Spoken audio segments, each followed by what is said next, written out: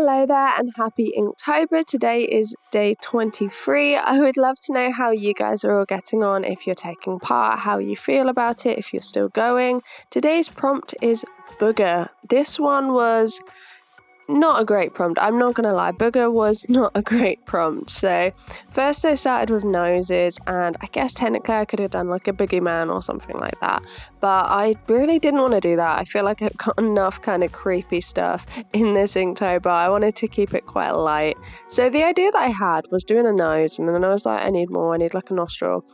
And then I had the idea of like, what is like booger? And it's boogie. So the idea that I had was doing a couple of like stick people, having a boogie in a booger. That's the idea that I had. I thought I would do something that was really light-hearted, and I really enjoyed it. I like the concept of this one. I did little sketches and I quite liked the idea, but because I knew that the nose in itself would have to be white, the background would then have to be black, so I worked out that the nostril had to be black and the people had to be white, which was a little bit harder than just doing like black people in the nostril, but then it wouldn't have really worked because the nostril had to be darker than the nose itself. So that's kind of what I come up with. I did fill it in on one side in the sketch, and I didn't really want to do it a second time and waste more ink if I didn't need to, so I then went in with the proper pencil sketch and I did 2 people in each nostril. It was supposed to be kind of a girl and a guy just from like stick person, and I wanted them to have hair, but you can see that I drew in some of the hair, and then obviously when I went in with the ink I just completely forgot.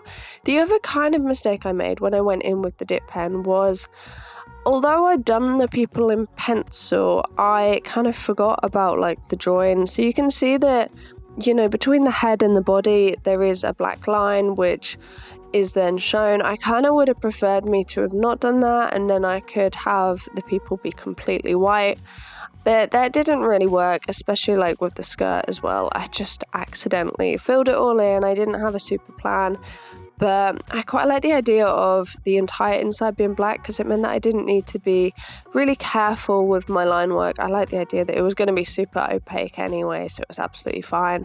And it was quite fun, really, this one. I liked how light-hearted it was, how chill it was. And I did quite like the black and white contrast. I did decide to add the little bit of a lip in it as well. At the bottom you can just see the top of a lip. I think that was just to sort of show that it's nose, but I don't know, I do kind of regret that, as you'll see a little bit later on. So yeah, I went in and just filled the background. I did it with dip pen, and I did have to go over a little bit with the paintbrush later on because it was a bit streaky. I don't know if, because I wasn't using it directly from the ink bottle, maybe it wasn't super opaque and you could see some of the streaks, but I kind of found like I had a lot more control with the dip pen, so I wanted to go around there with that. The thing that I've been noticing lately is the Chinese calligraphy brush, because it's non-synthetic hair, it holds an awful lot of ink, and because it holds an awful lot of ink, it kind of splashes everywhere. And then I used a synthetic brush, and I really noticed that that's actually what's been causing the occasional splash. It's because it's natural hair, which is lovely. It means it holds a lot of ink. When I was using the synthetic brush, the brush seemed to dry an awful lot, and it was really annoying in that sense, because then I felt like I had to wet the brush, and then it kind of watered down the ink, which I wasn't a fan of. But I do still like the natural hair brush. I tend not to go for natural. I don't really own many. I think I have one big mop brush, and then I have this Chinese calligraphy brush. And the main reason I went for natural for this one was just because I haven't seen many Chinese calligraphy brushes that are synthetic. I don't know if I've seen any, so that's kind of why I went for it for this one. I wanted to try it kind of the way that it's intended, but generally I don't use natural brushes. I have one mop brush though that is natural, but that holds so much liquid. But I also have a Jackson's Art quill brush and Princeton brush that I absolutely love. Both of those are synthetic.